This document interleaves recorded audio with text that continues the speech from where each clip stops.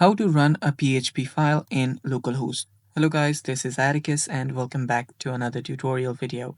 In today's video, I'll teach you guys how you can run a PHP file in localhost. So without any further ado, let's dive right into it. The first step is you will need to have your XAMPP server installed already. Now hoping that you've already done that, let's start. First, what you'll need to do is locate your local disk. Head over to your local disk, and on your local disk, there you'll find the XAMPP folder. Open up your XAMPP folder, and after you're on the XAMPP folder, there you'll find another folder called htdocs. Open up your htdocs folder, and on your htdocs folder, whatever project that you want to create in PHP and want to run in localhost, be sure to create it inside this very folder.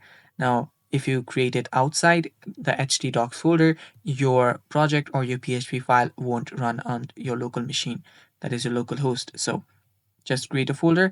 I will be using this folder right here called PHP tutorial.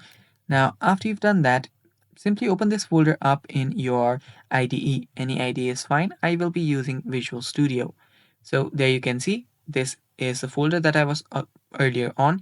And now all you have to do is create a new file. I'll just name it index.php.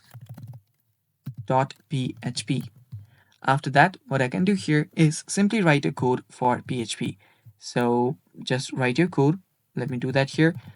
And after you write a code, you can then simply save the file as you want. So let's say this is the code right here. And now what you can do after you write the code is save this.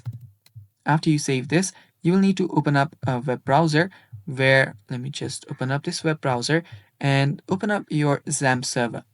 So this is the XAMPP Control Panel. Now you need to start the servers for Apache and MySQL.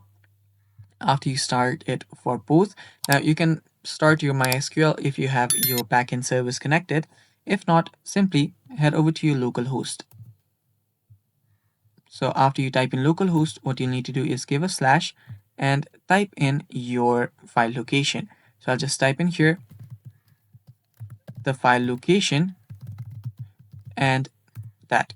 And after you do that, there you can see the code has now run. And it's that simple, guys, and that is basically how you do it.